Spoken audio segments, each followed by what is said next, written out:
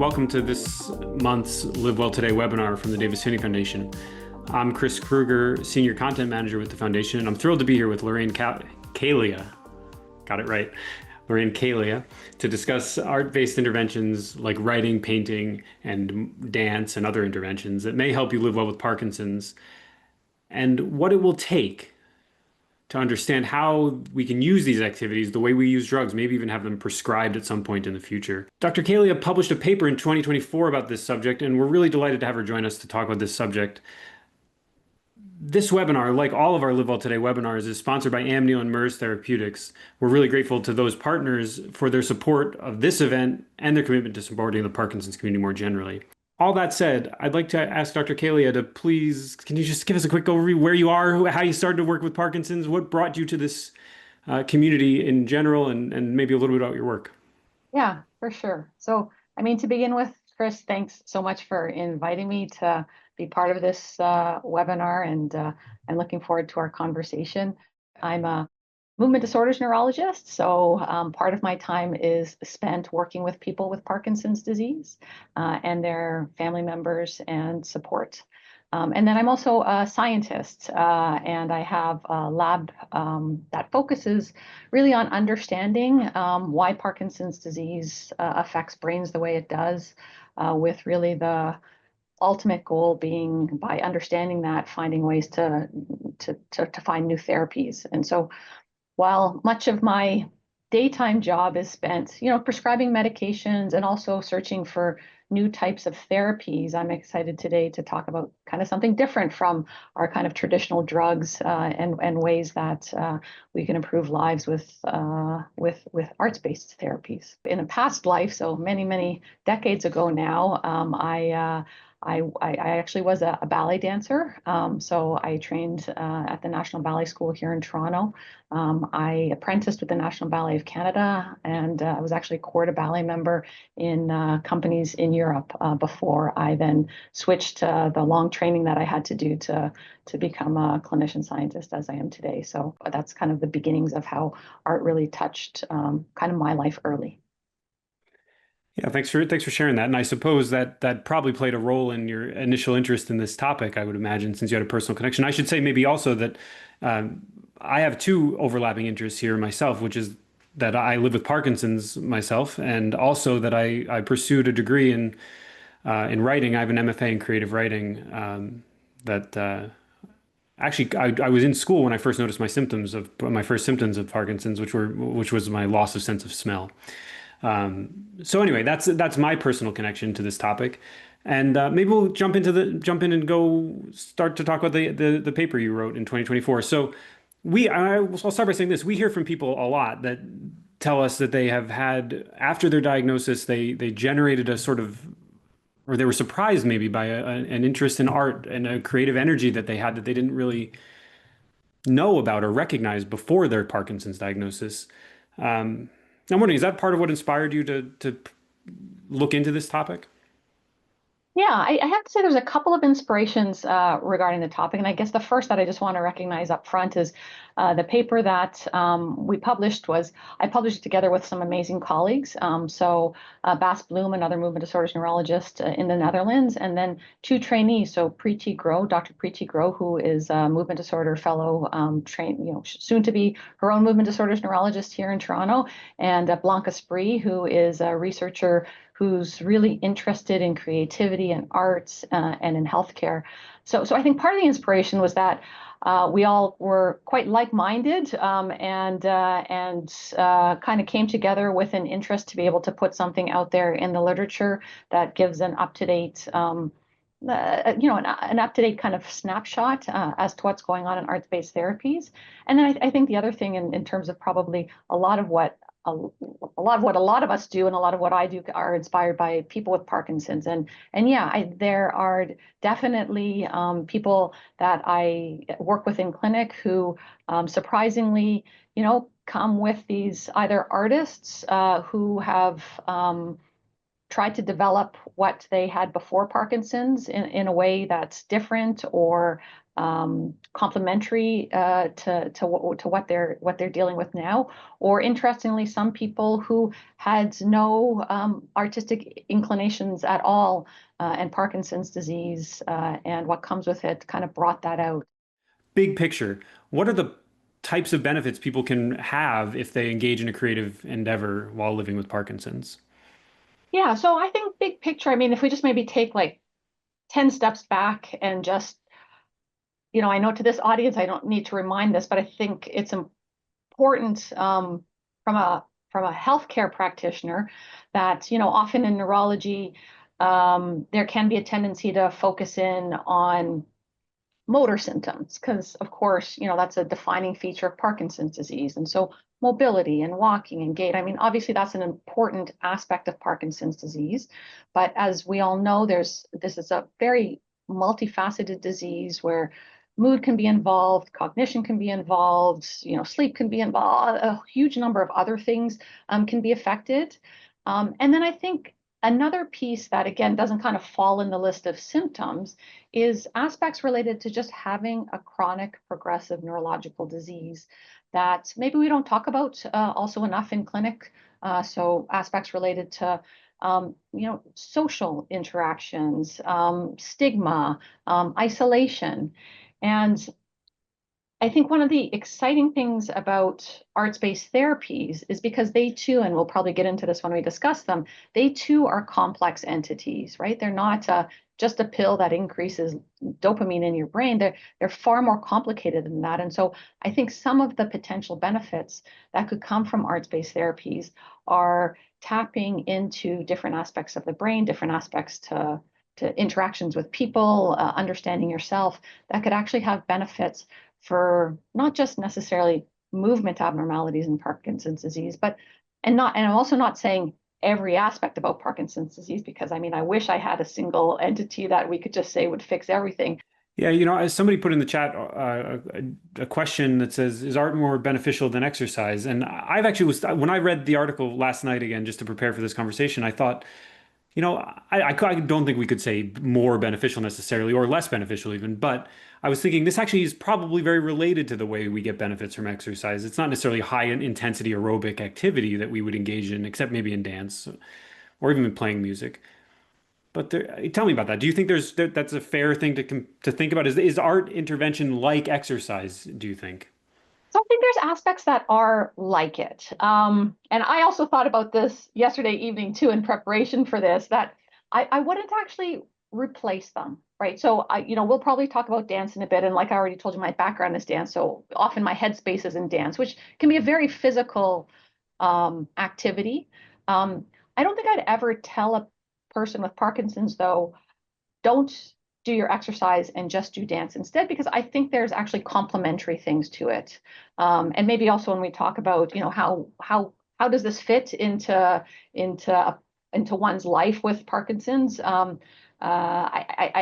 I don't think I'd switch out one for the other. I think there's aspects around exercise, so high intensity exercise, like you mentioned, the strengthening and the balance some of that can come from dance, but exercise really is focused on those aspects.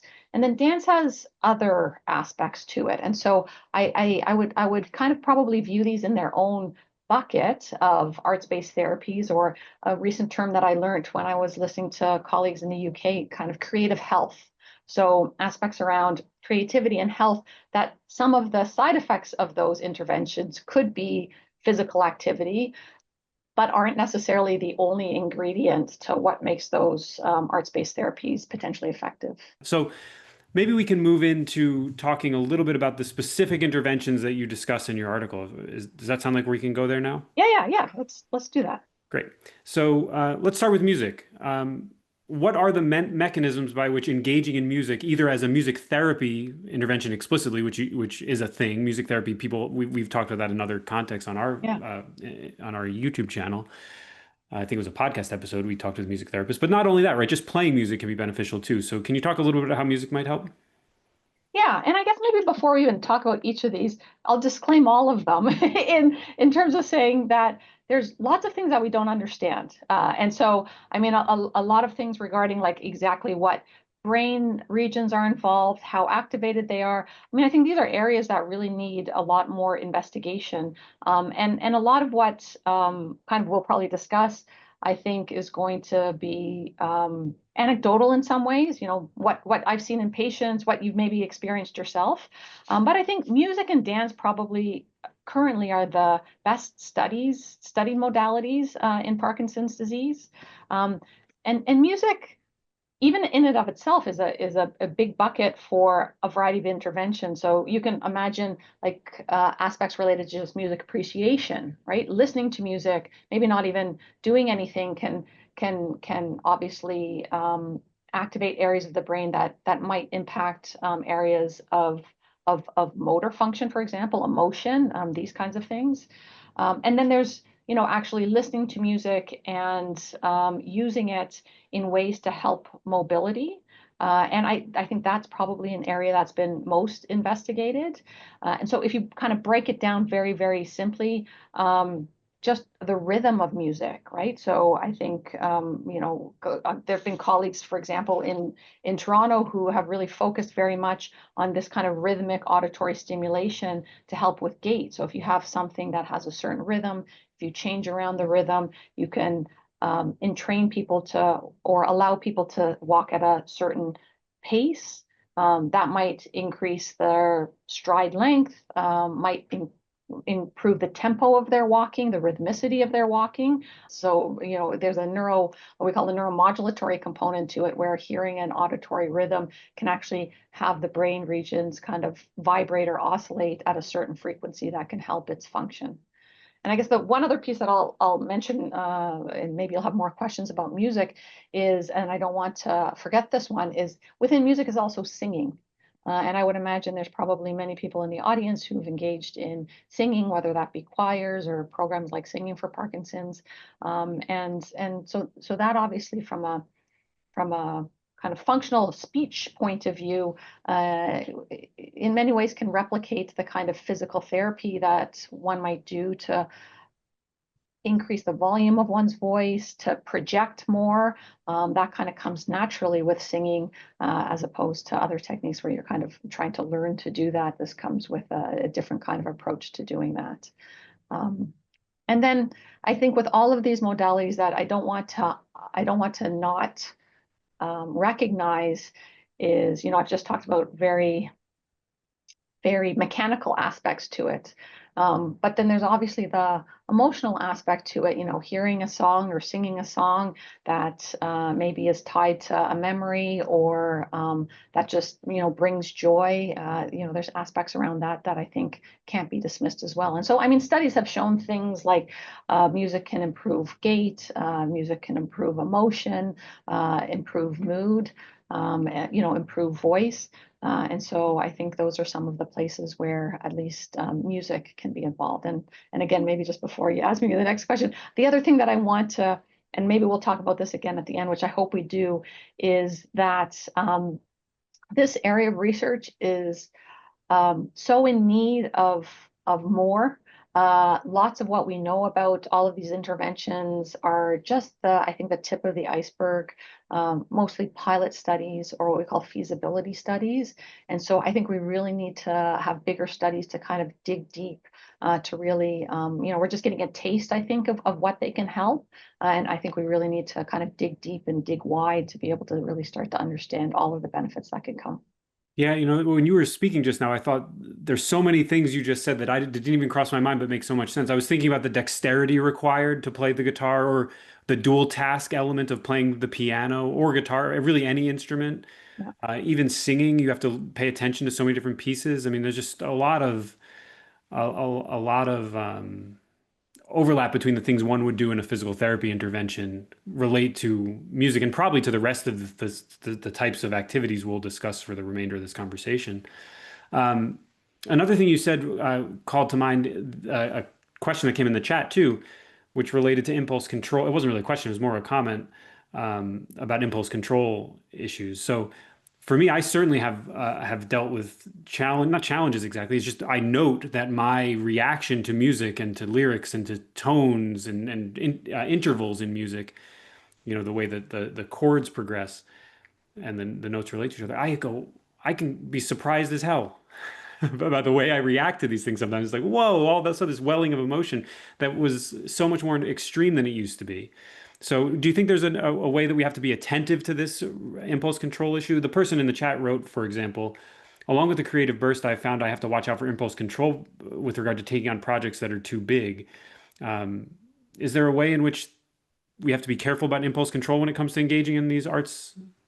Yes, definitely. And I mean, I guess with anything, right? So we presume, and I think it's a fair presumption that, the reward that comes from um, art, the kind of drive for the creativity and also impulse control disorder are all kind of tied to dopamine. It's not a coincidence that a lot of people who end up on who can develop new creative endeavors in Parkinson's might be on a dopamine agonist because they tend to be the kind of agents that drive that a little bit more. So, I mean, like with anything with impulse control disorder, and I think I can speak to an experience that I've had with a person with Parkinson's disease that the creative endeavor, and maybe the person in the chat has a similar experience. Found that engaging in a creative endeavor was remarkably rewarding, but the the impulse control piece can kind of then result in the time being spent in the artistic endeavor kind of creeping into areas where it shouldn't. So, remembering to take medications, spending time with others. And so just like with any other aspect related to impulse control disorder, it's always a matter of making sure that we are aware that that could be a complication.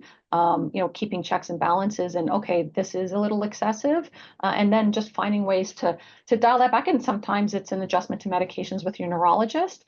But I can tell you with the person that I worked with who developed this, I mean, we didn't want to take that away as well, right? I mean, because he very much enjoyed it. It was very, very rewarding. And so it becomes a balance, like with anything with Parkinson's disease, finding the benefit, making sure that the benefit outweighs the kind of negative aspects to any of the treatments that we do. Yeah, I mean, for me at least, I'm lucky that when I'm playing the guitar, I will notice like I can't strum as well if my doses aren't hitting very well. So I can still play it, but it becomes affected. So if I miss a dose because I'm enjoying playing for too long, I know it. I Yeah, can't get trapped too far just based on the way my symptoms impact me. But I can see how that could be a problem for someone if they didn't notice that they had missed a dose and then later they're in a deep off state because of that. yeah, That could be problematic. yeah, Just quick, two more elements from the chat. yeah. One person asked if the emotional reaction might be like the pseudo bulbar effect. That's not what maybe you can define what that is for us, but for me, I don't think that's what I'm experiencing when I talk about the deep emotion. My emotional reaction seems appropriate to the context, which I think is an element of the pseudo bulbar effect. Can you just talk about that real quick? Yeah, for sure. And you're absolutely correct. I think using the word appropriate is actually right. So pseudobulbar effect, another kind of description of it, maybe a less neuroanatomical description of it is inappropriate laughing and crying, right? And so in a pseudobulbar affect, I mean, people actually will laugh at times when things actually aren't funny or will cry just spontaneously when there's actually not a sad a sad or emotional type of circumstance.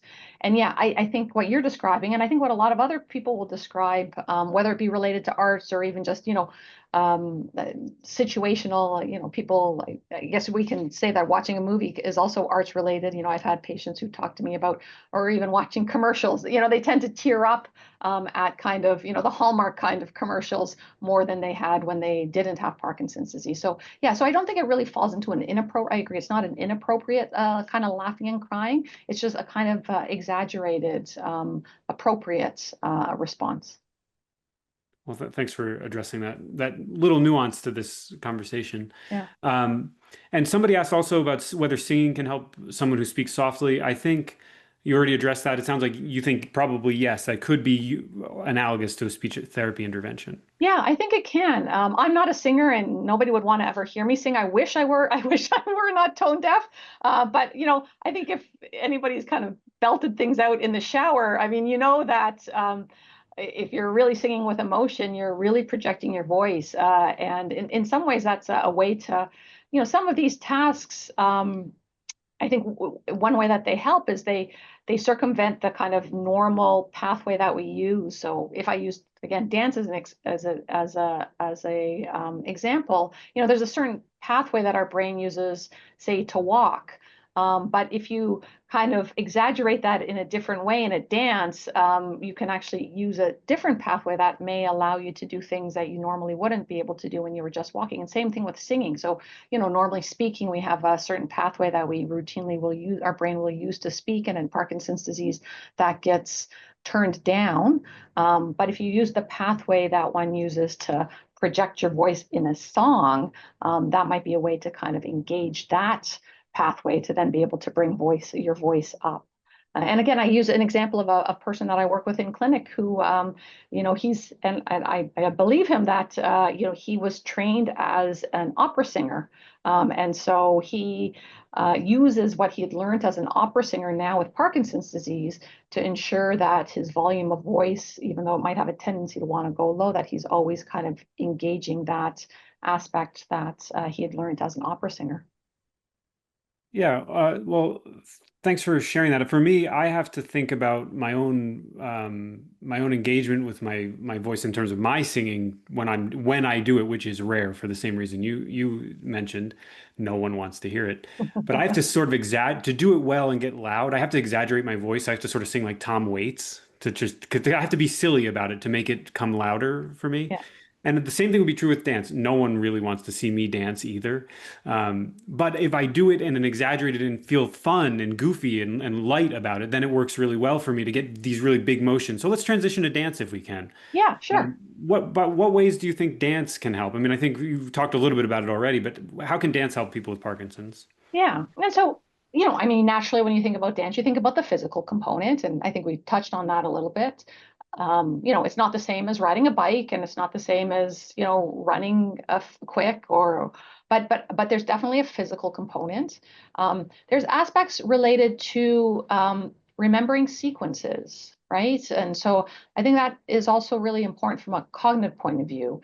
Running on a treadmill, you don't really have to think through a sequence. You're just, doing something that comes very naturally. Whereas to actually do a dance, you have to remember a sequence, particularly if it's a kind of dance where you're learning a certain number of steps or a progression of steps. And so I think that taps into cognitive aspects. There's, of course, the creativity aspect. There's the elements, again, with mood. I think many of us who enjoy dancing can feel a lot happier after one has done that. And although one can dance alone, and there's tons of benefits to that, I'd say many of the programs out there, and I'll just give a shout out to Dancing with Parkinson's, which is an amazing program that's kind of based in Toronto, but offers dance classes online every day that people around the world can take. That it tends to be done in a community, and even online. I mean, it's tons of people joining on Zoom, and there clearly is a benefit to the connection that one has with other people when you're dancing, and in the context, if that's what people like, being together with others with Parkinson's disease can also be a really meaningful, meaningful interaction. So that's kind of almost like the side effect of being part of a dance class, because you get that extra kind of support. So, I mean, in terms of studies, probably the biggest study I still think that's been done to date was done many, many years ago on Argentinian tango. Mhm. And that's a dance that requires two people. and obviously some close engagement and personal connection. And, that showed benefits in the typical readouts that we use for clinical trials, which are motor scores, or the way, that you move when a neurologist is assessing you. So, and that's just looking at the motor piece. And then there's been many other smaller studies since then that show other aspects in terms of non-motor features being improved, social interaction, and social well-being, and mental health aspects.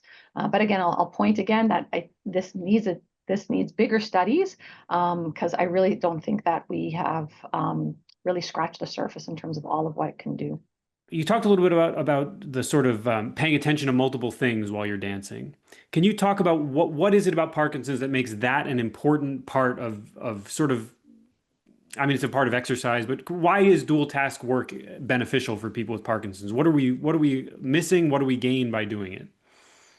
Yeah, that's a good question. So I think it on the one hand, if you don't use it, you lose it. And so I think just keeping that kind of muscle flexed is important. We know multitasking in Parkinson's disease can be impacted. And so again, keeping that kind of in play, I think, is important.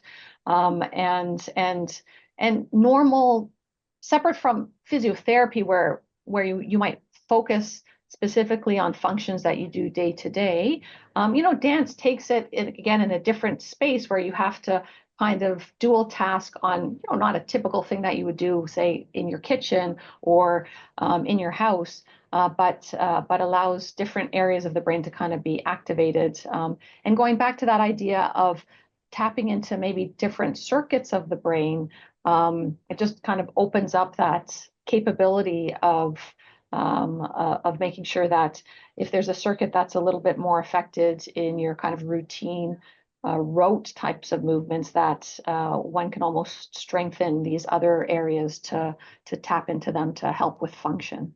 Is that part of why sometimes music and even elements of dance, maybe? I mean, I'm thinking about the way that if I'm having trouble with Yeah, my gait, I can skip, but I can't walk. yeah, Is that sort of tapping into other circuits? yes. Is that what's going on there? Yes, I mean, yes. Have we ever studied it with somebody in a functional MRI, or a recording at the same time? That hasn't been done that I'm aware of, and that, I guess, that's one of the challenges, right? From a functional MRI, as if any of you have done an MRI, which I imagine many of you have, you're lying flat, and those kinds of studies could only replicate dancing so much. The ideal scenario would be if we could have a MRI or a recording on your head while people are dancing. But I mean, the presumption is yes, it's just different pathways that are being activated. And so you're kind of, the brain's a smart thing, and sometimes people like to use the word neuroplasticity, and there's lots of terms to that. But I mean, there are many circuits that we have in our brain, and the way that I see it is, yeah, skipping is using a different circuit than walking, but it kind of gets you to the same place, right? I mean, it gets you across the street. Yeah. Yeah. And it's not only skipping either. Like if I sort of sidestep, Yep. I mean, I Yep. think a lot of people have, this is not new. I'm not saying anything groundbreaking here, but a lot of people with Parkinson's have their tricks that they use to get their gait situated and get to move where they want to go. But Yeah. anyway, But yeah, so if you think of dance as kind of almost adding new tricks to your kind of, toolbox, that's a kind of aspect around dance too, is it kind of will allow you to identify tricks that maybe you weren't aware of. mhm. Um, a person in the chat wrote that they thought they were supposed to avoid multitasking. I think it's an important thing to discuss Yes. real quickly if we can, just to zoom out. There's a safety issue maybe, but can you talk about that? Why might Lydia in the chat have heard that they should avoid multitasking? Why might they've heard that, and what do you think about this idea? Yeah. So the idea around multitasking, so I don't think it's that one should never do it, right? In the context, and I don't know what Lydia was told, but I will tell patients. So say for walking, for safe walking, because we know there's a challenge in terms of multitasking, that if you're a person who really needs to just focus on your walking, that you shouldn't be walking and on your phone and digging into your pockets and trying to and having a conversation, because you're distracting from what's really important, is walking safely so that you don't fall and hurt yourself. In the safety of a dance class, though, or an environment where, where you're seated, or depending on what, you're with others. I think it's fair to challenge yourself to multitask. Even if you were, sitting at, and we'll talk about it later, but I mean, for example, drawing or painting, and thinking about a variety of tasks around that, that's multitasking. I think it's fair to challenge yourself with multitasking, but it's in the scenario of when you're doing something around safety, that yes, you focus on just that single task that needs to be done. Great. Yeah, thanks. I think it's important to just note that these things can be done in a controlled environment if you're struggling with them, and if you Yeah, are, just be careful to do things safely and with help.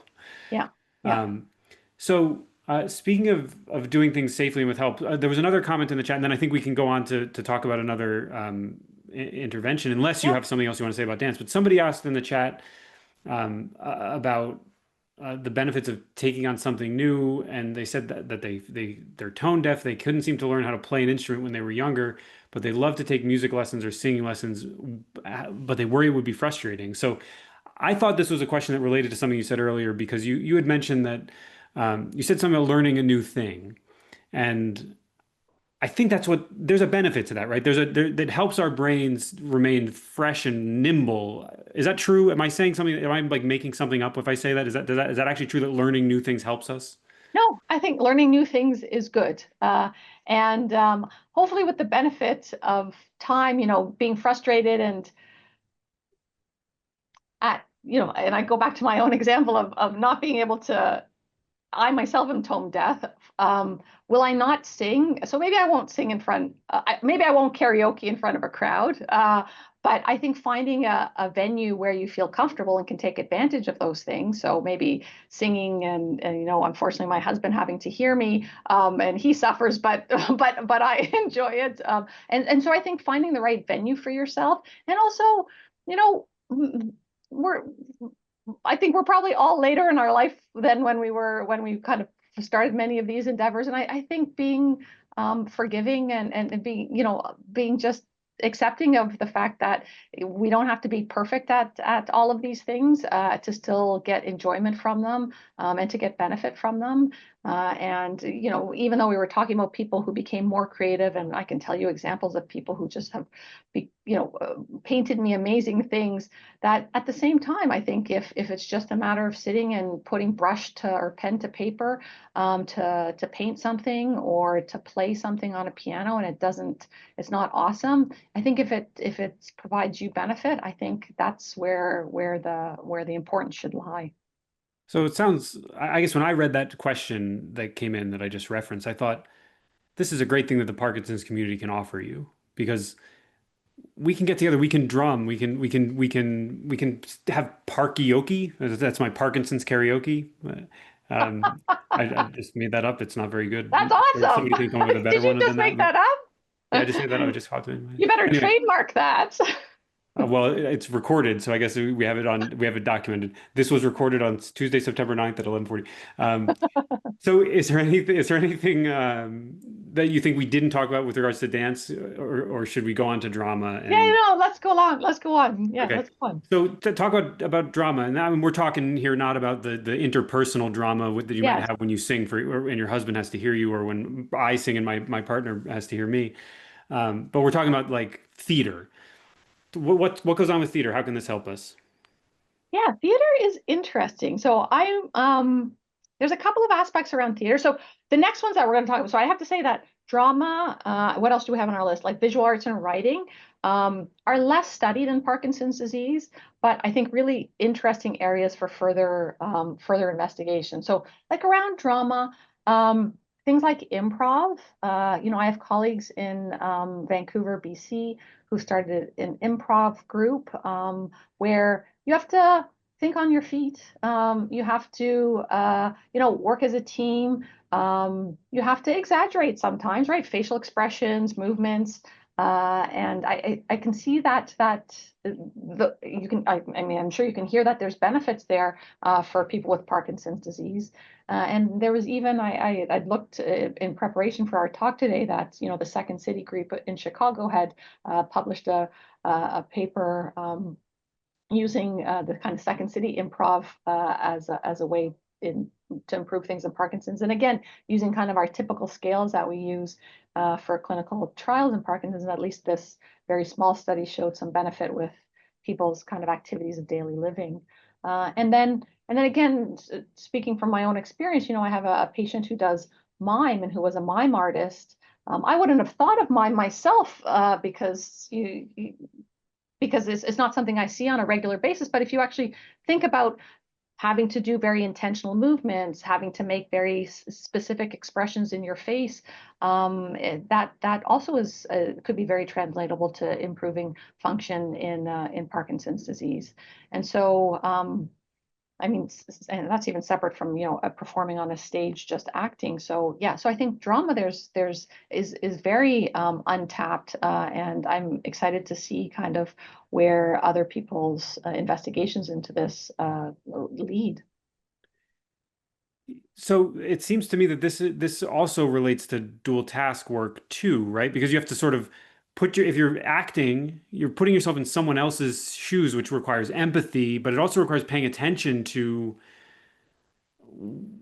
both how you are actually doing and what you are actually doing with your physical body, Yeah.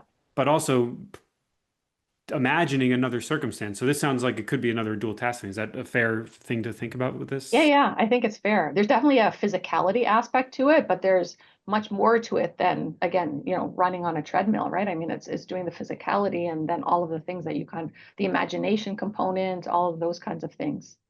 And so, what about the empathy and the sort of would you anticipate that the sort of communication and emotional challenges that sometimes people with Parkinson's experience might be helped through? I mean, I realize I'm asking you to speculate a little bit here, Yeah. but it sounds to me like this could be a useful component where I have to sort of strengthen my empathy muscles a little bit if I'm going to pretend to be in a situation I'm not in. Yeah, yeah.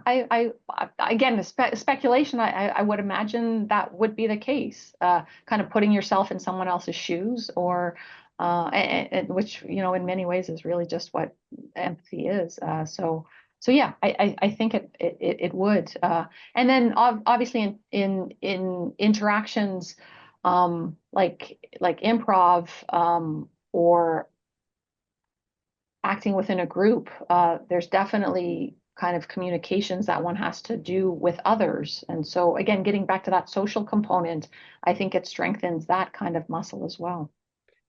Yeah, so I wanted to ask you about improvisation actually, because, well, I think I'm going to ask you, I'm going to put this in a context of something I actually do. I mean, I'm sorry to do this for the audience because I'm sort of bringing my own experience to this a little more than I would ideally like to, but I often will lose track of a word. I think this is common, right? I can't find the word. That's a common thing that happens with people with Parkinson's. And I'll be talking to my partner and I'll just choose the first word that pops into my head and I'll say it. I suspect this is probably not the best strategy.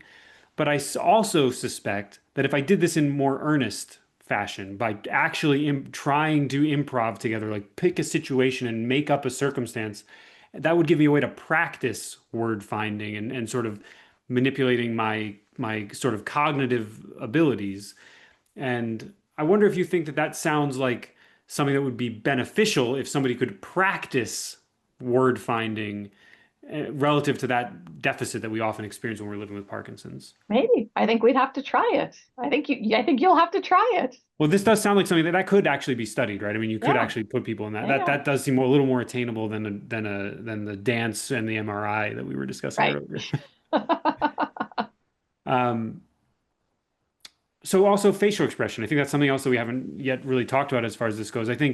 I mean, you mentioned it, just the sort of the ways in which you might get your expression accentuated if you're doing a mime activity, but that's Yeah, also true in terms of drama, right? I mean, for sure.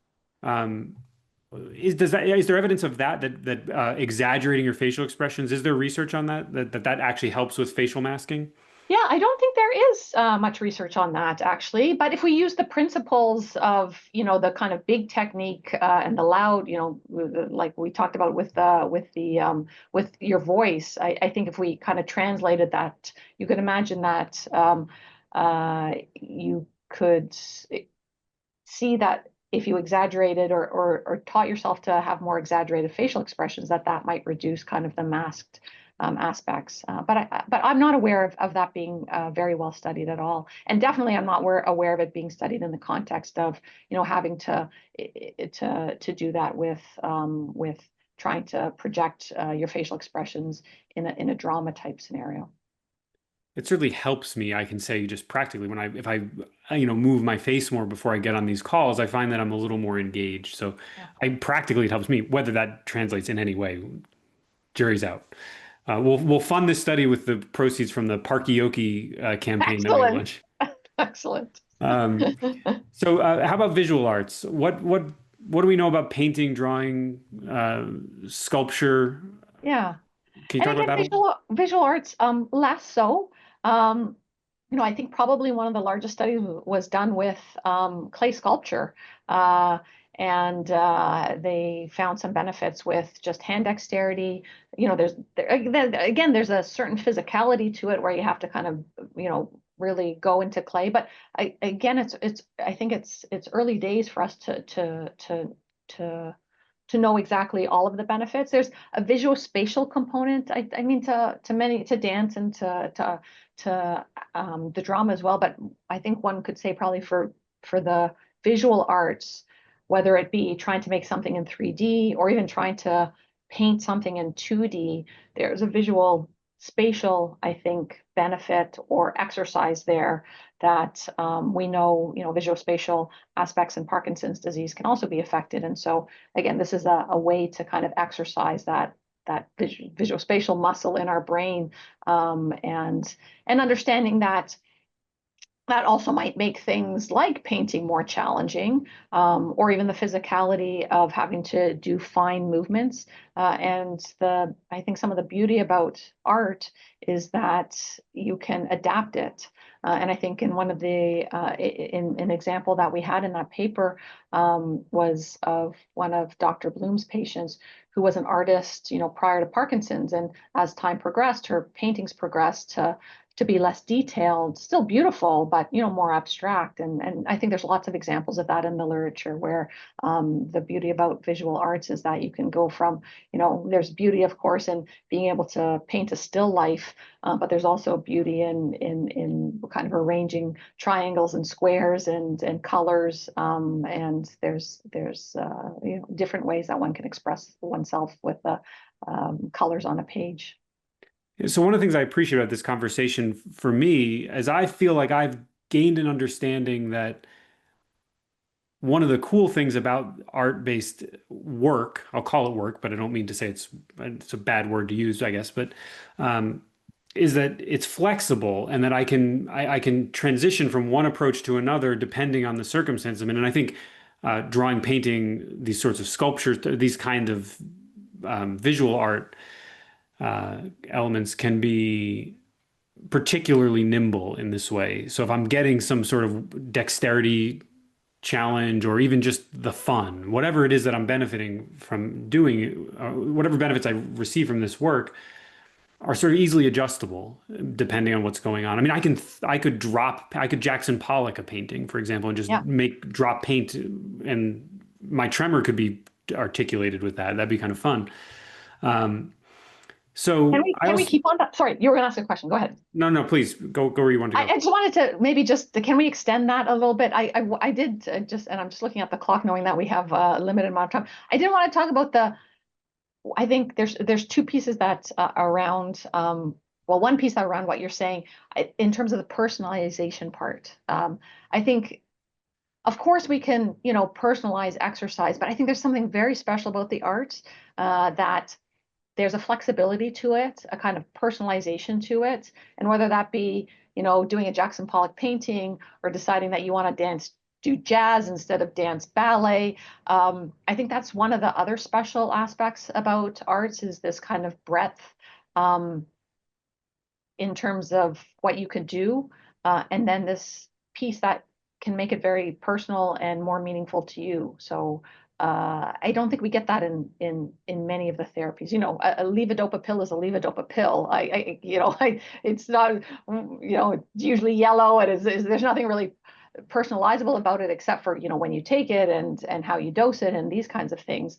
But arts-based therapies can be incredibly personalized to something that's very meaningful and important to you, which I think is part of why they are quite special.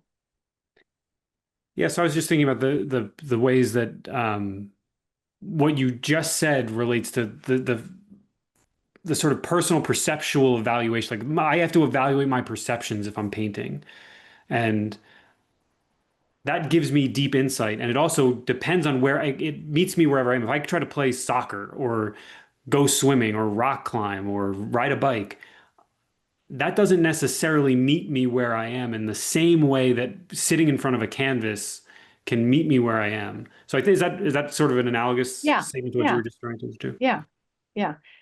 And maybe I just also wanted to make this other point just off of that a little bit, is that I think because of that, it helps with, I'll use a term that we use in medicine, which is adherence, doing something, which again, I think is important as a way to tap into the benefits of art-based therapy. And again, I'll go back to not saying that we should replace arts-based therapy for physical activity, but if I tell somebody, okay, you should do stationary biking for 30 minutes and they're not a biker, and that's hard to do, and they'll force themselves, and it's kind of like taking vitamins, and they'll do it. The beauty I think about arts-based therapy is, I think if you've found something that you really enjoy, having to convince yourself to do it, the bar for that is far lower. And so the adherence to the activity tends to be far higher. You're more likely to do it because you're like, okay, this is really enjoyable. And I think it's always important for us to remember that. I think that's one of the special ingredients about arts-based therapy, and why people keep coming back to it and wanting to study it and wanting to do it. It's because it's something that we want to do. And I think, again, if we could tap into that to kind of reap the benefits of arts-based therapy, and then also have people, doing it more frequently than they would maybe in other tasks, I think that's one way that we could kind of take advantage even more so of these kinds of treatments. Yeah. Yeah, that's I mean that points us into the direction of the conversation where we want to get. I think in the last couple of minutes we should try to get to this point of Yeah, yeah, what can we do about learning more and making these things more definable and prescribable for people. Well, I think we can skip over the writing part, as much as that hurts my heart as a person who loves to write. But I want to ask one question if I can. First of all, I want to give you a chance to say something if you have anything specific you want to draw out about writing. But I want to ask a question also that was asked. So let's start with you, if you have anything you want to say about writing in particular. yeah. And I don't want you to be sad that we didn't talk about writing. But I think writing in the same way, I think it's probably the least studied of the arts interventions for Parkinson's, but I think there's a lot there. I think a lot of people we know from other areas, like aspects related to people with depression, that journaling, and writing, personal stories and things like that can be very therapeutic. And I think we need to study that more. I don't think that writing itself is necessarily going to change a lot in terms of people's motor symptoms, but I think writing is a perfect example of a therapy that really might have different benefits, like benefits on other aspects related to Parkinson's disease that need to be delved into more. And I will say we do have content on our website about journaling and Wonderful. miscellaneous types of writing activities you could engage in. The question I wanted to ask was from the chat, which is someone asked if there's any suggestions for how to manage dyskinesia that kicks into overdrive when somebody sits and tries to type or write, or presumably this could happen if they were trying to paint as well. Yeah. Yeah. So I guess around writing and typing, I mean, we live in a world now where I think technology is increasing exponentially. there's obviously good and bad to it, but I think for people with Parkinson's, we have to find ways to take advantage of it. So, from a creative endeavor such as creating a writing, I mean, we think about writing, but you can actually, do poetry, write stories completely using an audio kind of, texting instead of having to use your hands, recording it and then transcribing it even. So I think thinking about workarounds like that. And then for painting, I mean, I think appreciating that in some ways, maybe dyskinesias are going to result in the most beautiful paintings ever and letting that happen and not feeling that you have to be kind of kept in the restrictions of what a normal kind of painting would look like. Some people have other devices where you can make adaptations to pens or paintbrushes to help. But I think almost even allowing to take advantage of, I'd love to see a painting done by somebody who's dyskinetic. I think that might be something really remarkable. Yeah, thanks for drawing attention to that. That came up in the chat a couple of times, something analogous to that, which was just the idea that be where you are and don't think you have to do something in a particular way. Yeah, Do it the way you do it, and maybe yeah, that's one of the benefits here. Um, so maybe we can wrap this conversation up by talking for a few minutes about what would it take. I mean, we talked a little about the MRI problem with regard to dance, but can we do this in a way, and how can we conduct research about these subjects in a way that is going to be meaningfully impactful on increasing accessibility? Because that's one of the challenges here, right? I mean, yeah. while we have online resources where people can come and they can take a class or work together on a song, or there's a lot of ways we can do things online. That doesn't work for everybody. Not everybody has a high-speed internet connection. And not everybody can afford to go to take classes at their community college or something to that effect. So what can we do to make these things more accessible, and how do we conduct research on these subjects? Do you have any ideas about this? Yeah. And maybe if I put research into kind of two areas. So, when we talked about the MRI and being able to do those things, I think there's one area of research which is like, how does all of this work? The brain's a fascinating organ, and what happens when I listen to music, or what happens when I have a painting in my brain? I think those are all interesting, important questions that deserve research. The other area of research, though, and I have to say this is much closer to my heart, is um, what research do we have to do to prove to ourselves and to funding bodies and to the medical community and to people with Parkinson's disease who want the evidence to show that these interventions have a meaningful impact on people's lives? And for that, I mean, this is where this article that we wrote was inspired from. Was, what is it in if we had to think about art as a drug, there's certain bars that we have to meet to be able to, not that the FDA is going to approve a dance intervention per se, but so for example, in my country, in Canada, if I wanted to go to my government and say, please will you fund a dance program so that people can actually have access to these things because it's available publicly, what element of evidence do we need to be able to bring to policymakers to say, yes, this is a worthwhile fundable thing? And so, I mean, I think this is still a conversation to have, but clinical trials is really usually the piece that we need. And so, like I alluded to earlier, there's been a lot of research and a lot of exciting things that have been done in all of these areas. Typically, what we call pilot studies or feasibility trials, just to show that it can be done or to give us some suggestion that there's benefit. But from my own point of view, I think what we really need are big trials. Like, if you think about the drug trials that are being done now for Parkinson's disease, it's usually 300 people in these kinds of trials. We need something at least that big for some of these interventions so that we can say this is a robust treatment. This needs to be offered either through insurance or through our public funders, so that more people with Parkinson's can actually be benefiting from this. So it sounds like one step in that is to generate excitement in the community for people with Parkinson's to uh, engage in these activities. And I think that's part of what I was hoping we would be able to do through this conversation is generate some sense of what the what the possibilities are for us if we try these things. And I think I hope we've achieved some of that, and I hope that the audience that watches this, both in the recording and then the audience that was with us today, got some of that out of this conversation. And I would also add that I got some new ideas from the audience today in the chat. So thank you everyone for being here and for offering me that. And I think I hope we can generate some excitement going forward. Dr. Kalia, is there anything else that you think we should have talked about that we didn't touch on? No, I think we had I had a great conversation. I'm really excited about all of the engagement in the chat, and thanks for inviting me and having this time to talk together. I mean, I think maybe we can have a follow-up conversation at another time, but I hope that this got people excited about this. I mean, I want to add that although we still do need these bigger studies, that I don't want that to be a detractor from people engaging in these kinds of endeavors to see what they enjoy and what works for them.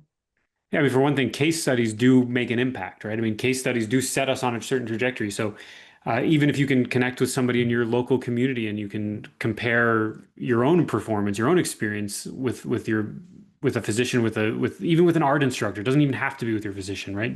Yeah. You can do these things without these small scale studies can be started on your own. So anyway, just another little tangent of an idea there. Well, Dr. Kalia, I really appreciate your time, and I'm so grateful for you to take put the effort into this article that you created and to share your insights into this subject with us.